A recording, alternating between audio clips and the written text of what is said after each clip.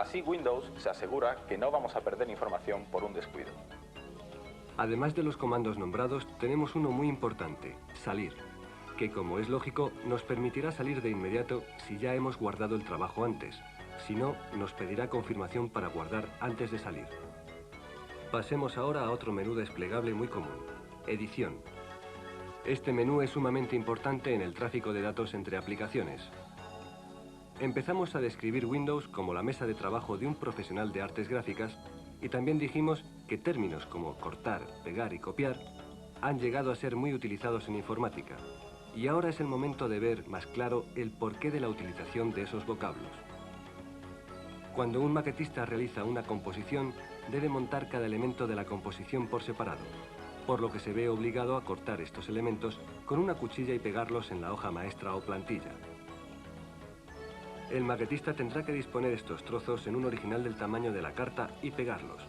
Con esto estará listo para empezar a tirar copias.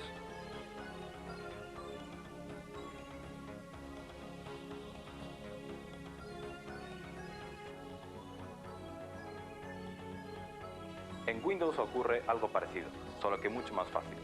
Solo tendremos que seleccionar con el ratón el texto, imagen u objeto que necesitemos traspasar o copiar y pegarlo donde queramos. El procedimiento es similar a todos los procesos que se realizan con el ratón. Pulsamos en origen, desplazamos el cursor hasta el fin, soltamos y ya tenemos seleccionado nuestro texto, por ejemplo. A continuación daremos la orden de cortar, si lo que queremos es quitarlo de un sitio para ponerlo en otro, o copiar, si lo que queremos es hacer una copia de lo seleccionado para pegarlo en otro lugar. En cualquier caso, uno se pregunta dónde se almacena esta información desde que se corta o copia hasta que se pega. Y aquí entra otra de las aplicaciones más importantes de Windows, el portapapeles. Esta aplicación es un depósito temporal de datos y se usa como puente entre aplicaciones. El otro comando inevitable es pegar, que es el camino inverso hacia la aplicación o documento destino.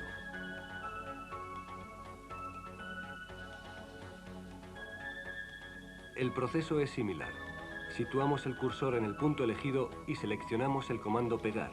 Los datos que estuvieran en el portapapeles se situarán en su sitio.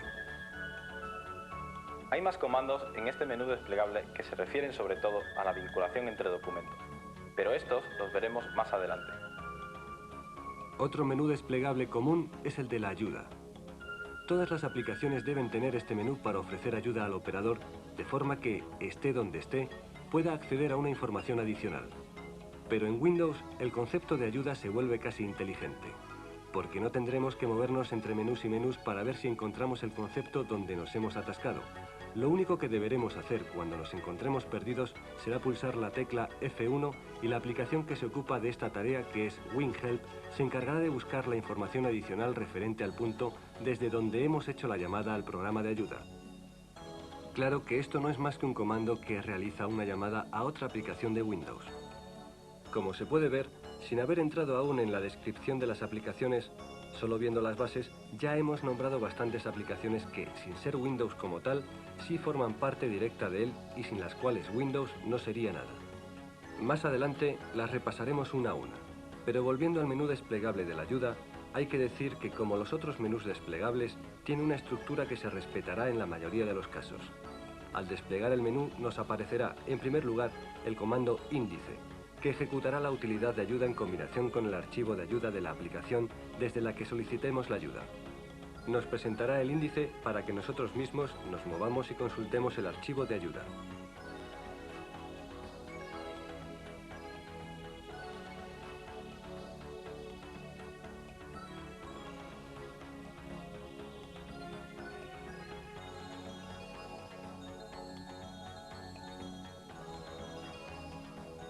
El segundo comando es buscar ayuda sobre, que como se puede ver en los puntos suspensivos, nos presentará un cuadro de diálogo donde le introduciremos algún término o comando del que queramos saber algo, y validando esto, se ejecutará la utilidad de ayuda en combinación con el archivo de ayuda de la aplicación, visualizando la información requerida desde la caja de diálogo anterior si dicho archivo contiene o reconoce el término introducido.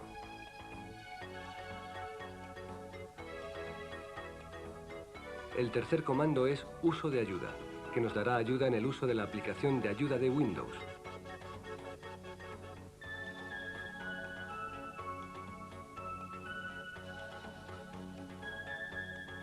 un comando poco común en MS2, es el último que aparece en el menú desplegable de ayuda. Acerca de administrador de programas, este comando presenta una pequeña ventana de validación en la que, haciendo una comparación con una película cinematográfica, se nos presentan los títulos de crédito del programa con la fecha de terminación, autor, etc. Esto es muy útil, sobre todo para saber versiones y fechas, además de algún dato adicional. Vamos a ver ahora dónde desarrollar todas nuestras acciones en las aplicaciones Windows, el espacio de trabajo. En un procesador de textos, por ejemplo, sería el espacio que utilizamos para escribir nuestro texto. En el caso del administrador de programas, sería el espacio de cada una de las ventanas de grupo. En definitiva, es el espacio que va desde la barra de menús hasta la parte inferior de la ventana. Esto es en general, ya que hay aplicaciones que suelen utilizar una o varias líneas debajo de la barra de menús, a la derecha, izquierda o abajo. Pero, como es natural, el espacio de trabajo no siempre coincide con el tamaño de la ventana, así que todas las ventanas disponen de lo que se ha dado en llamar barras de desplazamiento, que tienen tres componentes. En el caso de la barra horizontal, una flecha que orienta a la derecha con la que desplazaremos el espacio de trabajo hacia la izquierda.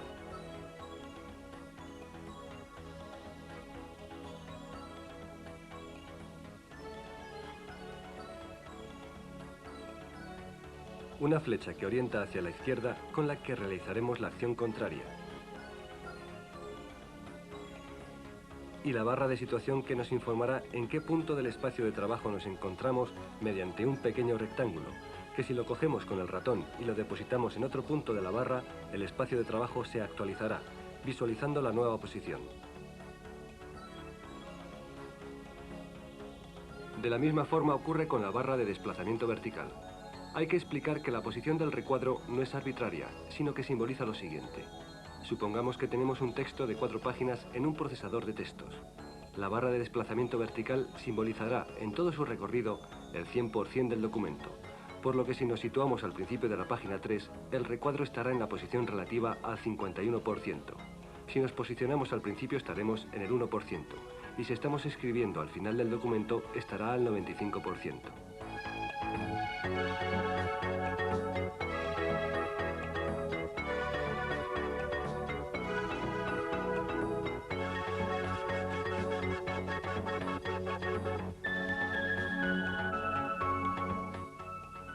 Como ya hemos dicho en varias ocasiones, Windows es un entorno, y las aplicaciones contenidas en el paquete principal, aunque no son Windows como tal, sí forman parte importante de él.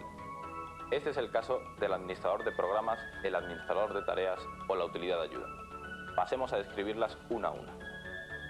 El administrador de programas es una de las mejoras más significativas de Windows, ya que antes había que ejecutar todas las aplicaciones desde un programa que se llamaba MS Executive, que era una aplicación parecida al shell de MS2.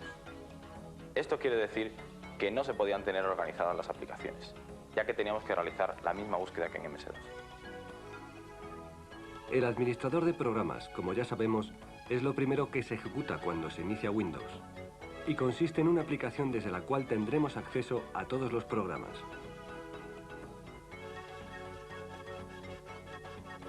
Lo esencial del administrador es que vamos a dividir en grupos nuestros programas y documentos. Ya cuando instalamos Windows, nos aparecieron varios grupos: principal, accesorios, juegos e inicio, este último con un significado especial. El grupo principal es donde están las aplicaciones principales de Windows, esto es, las aplicaciones que necesita Windows para ejecutarse correctamente. Abramos el grupo principal, que como es un icono al pulsar 2 veces seguidas el botón del ratón, se convertirá en una ventana. Alguna de las aplicaciones aquí contenidas debe ser ya conocida. Por ejemplo, la primera es el administrador de archivos, que es un potente gestor de archivos, directorios y unidades inspirado en el ya nombrado MS Executive y basado en el shell de MS2, pero superándolo en muchas cualidades por razones obvias del entorno. A la derecha tenemos el icono del panel de control, que es donde configuraremos todos los conceptos de Windows, como los colores, impresoras, teclado, etc. Después tenemos el administrador de impresión, que para el usuario de MS2 resultará algo extraño, pero es muy útil ya que se encarga exclusivamente de administrar lo mejor posible con respecto a las posibilidades del sistema los trabajos de impresión mientras nosotros seguimos trabajando.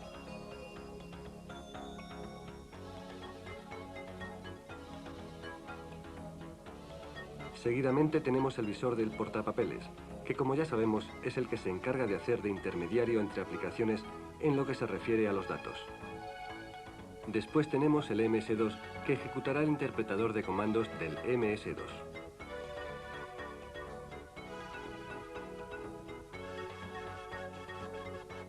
A continuación tenemos Instalar, que es la que se encargó en su momento de instalar Windows correctamente y que ahora nos servirá para agregar o borrar componentes de Windows, entre otras cosas.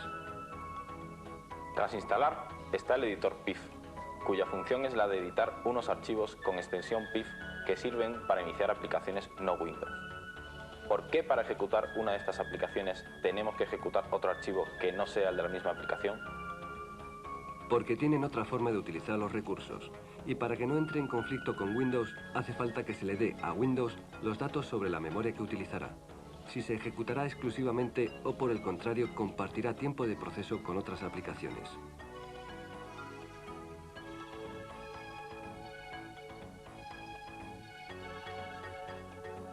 Finalmente tenemos leame.txt, que no es una aplicación sino un documento, en el cual está contenida la información de última hora que no dio tiempo a imprimir en el manual. Esto es imposible en MS2, ya que si intentamos ejecutar un archivo de texto de Word para MS2, por ejemplo, llamado carta doc, el MS2 nos dará un error ya que dicho archivo no es ejecutable. Pero en Windows basta con ejecutar un documento para que Windows se encargue, primero de cargar la aplicación correspondiente y después cargar el documento, por lo que se simplifica enormemente un trabajo tan rutinario como el de cargar la aplicación y después nuestro documento.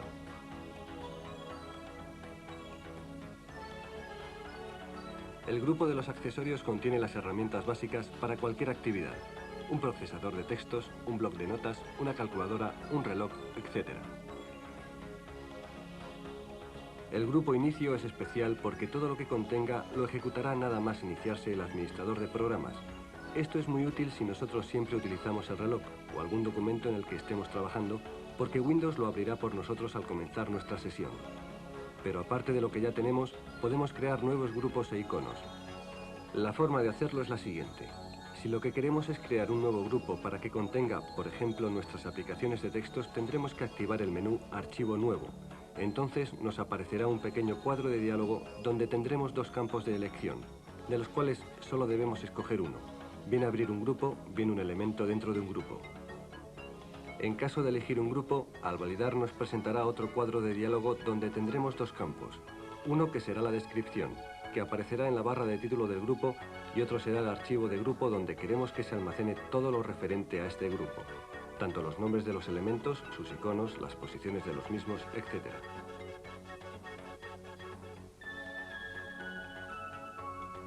Este campo no es imprescindible que lo pongamos, ya que, si no lo hacemos, Windows utilizará parte de la cadena de caracteres que introducimos en el primer caso, pero siempre es mejor que pongamos nosotros el nombre para tener el máximo control.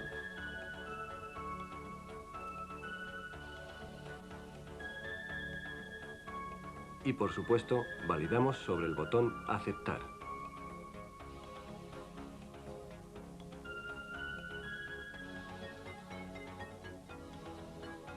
Ahora que tenemos nuestro nuevo grupo llamado Procesadores de Texto, debemos añadirle los componentes, es decir, los iconos de las aplicaciones, para lo cual se nos presentará otro cuadro de diálogo algo más complejo.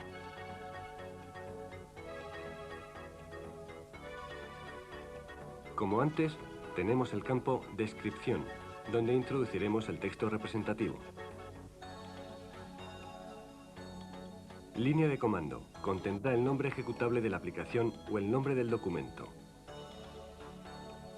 En directorio de trabajo pondremos la ruta de acceso completa al archivo elegido. También tenemos la posibilidad de poner una combinación de teclas con la cual accederemos rápidamente a esta aplicación. Aquí tenemos un elemento nuevo en los cuadros de diálogo, la casilla de verificación, que solo admite dos posibilidades, sí o no. En este caso, la pregunta es si nos gustaría que nuestra aplicación o documento se ejecute minimizado o, lo que es lo mismo, que al ejecutarse no se abra su ventana, sino que se quede en modo icono para que lo restauremos cuando queramos. A la derecha tenemos una muestra extensa de botones, algunos de los cuales nos lo encontraremos en otras ocasiones, por lo que nos debe quedar clara su finalidad.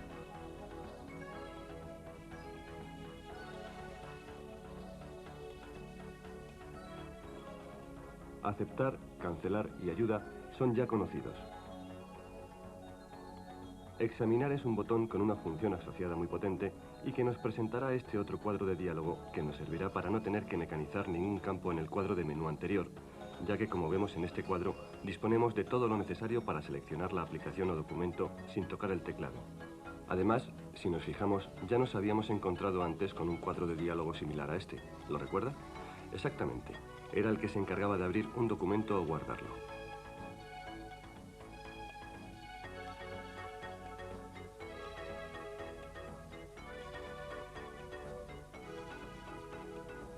Progresivamente nos vamos dando cuenta de lo fácil que es Windows, porque una vez que hemos aprendido el uso de una caja de diálogo, hemos asimilado dos comandos más. Cambiar icono nos servirá para cambiar la apariencia del elemento. Este botón también encierra una función muy utilizada. Esta nos presentará un cuadro de diálogo en cuyo primer campo tendremos que poner el nombre del archivo que contiene el icono.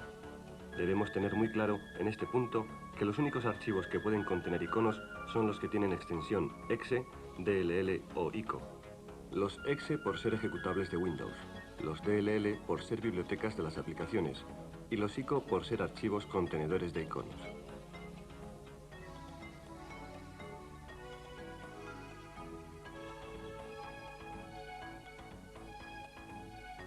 Pero como tenemos también aquí nuestro conocido botón examinar, no deberemos preocuparnos si no sabemos exactamente dónde está el archivo.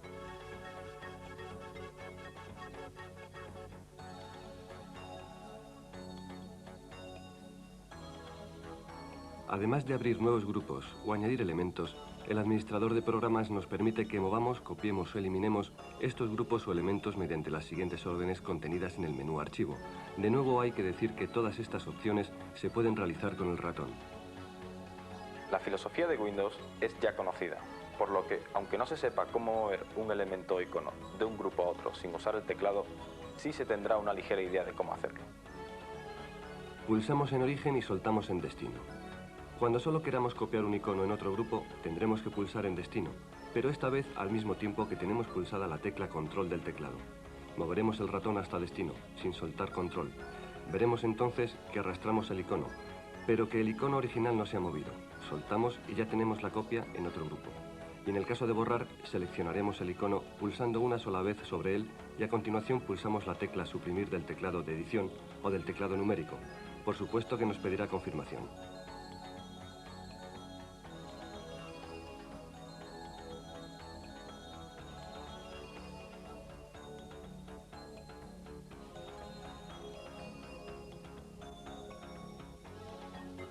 Si nos fijamos, el icono cuando lo arrastramos pierde su aspecto y se convierte en un disco de prohibido el paso cada vez que pasa por algún lugar que no sea el espacio de trabajo de alguna ventana de grupo o su icono representativo.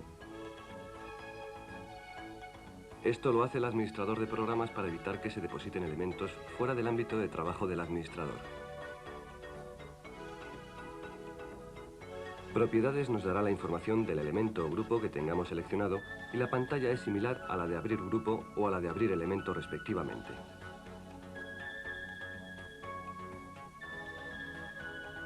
Ejecutar nos permite ejecutar cualquier programa directamente en un cuadro de diálogo donde bien pondremos la ruta de acceso y el programa a ejecutar o bien usaremos el conocido botón examinar.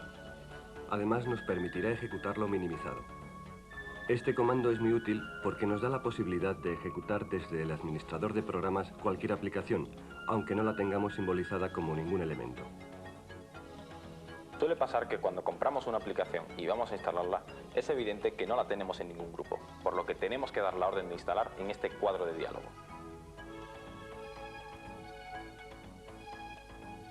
Salir de Windows cerrará todas las aplicaciones que se estén ejecutando en este momento, pidiendo confirmación si en alguna de ellas se nos olvidó guardar el trabajo. Y si tenemos activada la opción Guardar configuración al salir, guardará todos los cambios que hayamos realizado en el administrador de programas, referente a las ventanas de grupo, iconos, etc., desde que comenzamos la sesión Windows.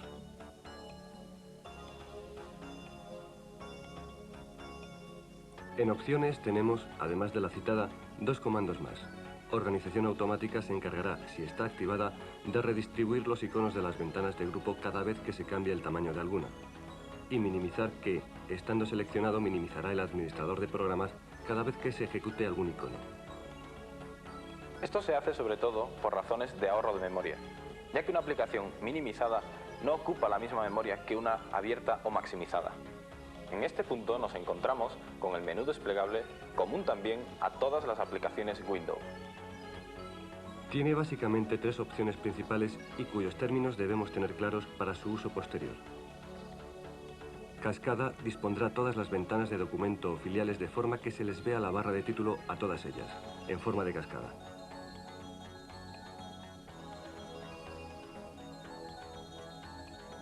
Mosaico nos dividirá las ventanas de documento abiertas de una forma uniforme, de forma que quede la totalidad del espacio de trabajo de la ventana de aplicación ocupada por todas las ventanas dispuestas en forma de mosaico, dejando a la vista, en la parte inferior de la ventana de aplicación, los iconos de alguna ventana de documento o grupo si la hubiera.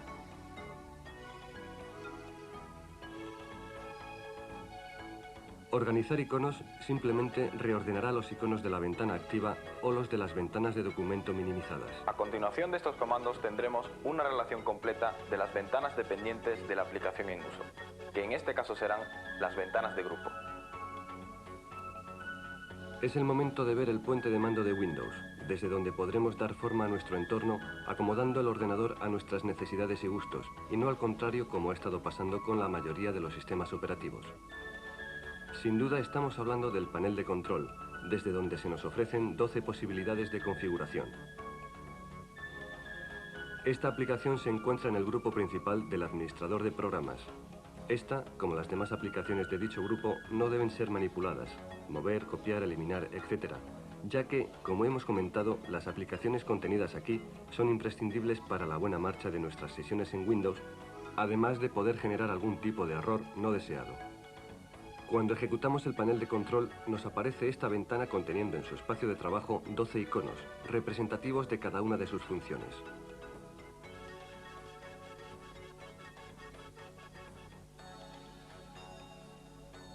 El primer icono corresponde a la configuración de los colores de la totalidad de las partes de Windows, para lo que, al ejecutar esta opción, se abre un cuadro de diálogo donde hay una representación de todos y cada uno de los componentes de Windows en sus diferentes estados.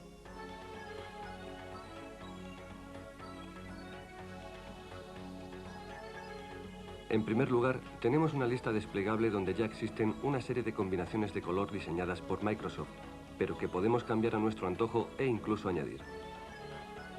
La lista se complementa con 2 botones, uno el de guardar, que archivará los cambios con la denominación que le facilitemos, y otro, quitar, combinación que borrará el nombre y la combinación de colores de la lista desplegable.